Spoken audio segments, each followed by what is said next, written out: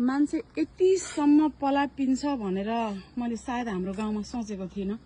कसले गर्नु भएको यथार्थ थाहा छैन, तर आज हामी एकदमै दुःखद खबरले हामी गंगाजीमा पाडी भएर यसरी फालेको गंगाजीमा हामी आउँदै गर्दा यहाँ यसरी जिउँदो पाडी बाटोमा छ भनेको हामीले थाहा पायौं।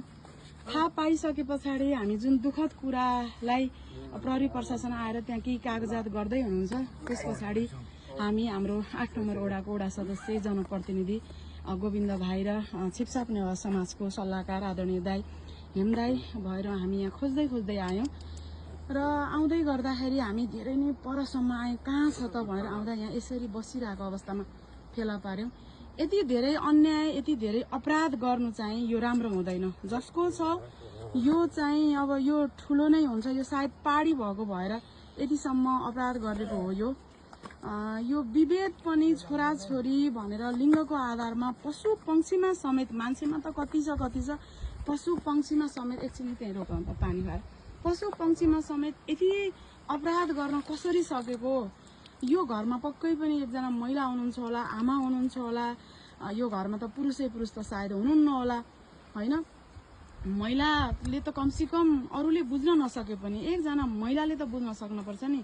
यो ल्याएर फाल्ने घर परिवारको आमाले बच्चा पनि पाउनु भयो होला, हैन? गर्भाधान पनि गर्नुभयो होला। यो यति ठुलो अपराध, यो अपराधको चाहिँ क्षम्य हुँदैन। अब हामीले यसलाई के गर्न सक्छौं? प्रहरी प्रशासनलाई पनि अघि जानकारी गराएका थियौं। गराउँदै गर्दा उहाँले हुन्छ ल्याउनुस् भनेर भन्नुभएको छ र हामीले यो भेटेर यसलाई चाहिँ कति सक्छौं यसलाई बचाउने कोसिसतिर चाहिँ लाग्छौं।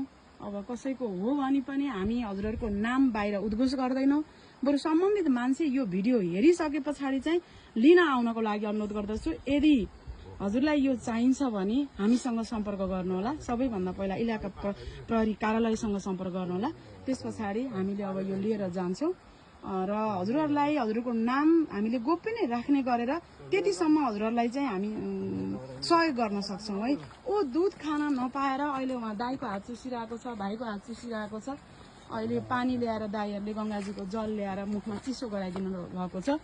यो देख्न सकिएन। मानवीयता भनेको किन यसरी जिउँदै मरिरहेको छ? मानवीयता किन यसरी मरिरहेको छ? ल फेरि पनि भने यो कसैको हो भने आउनुस्, हामी गोप्य नै राख्ने छौं। यो जस्ताको तस्तै लिएर जानुस्। यो कहिले बिहाको हुन सक्छ दाइ? आजको होइन, कति दिनको?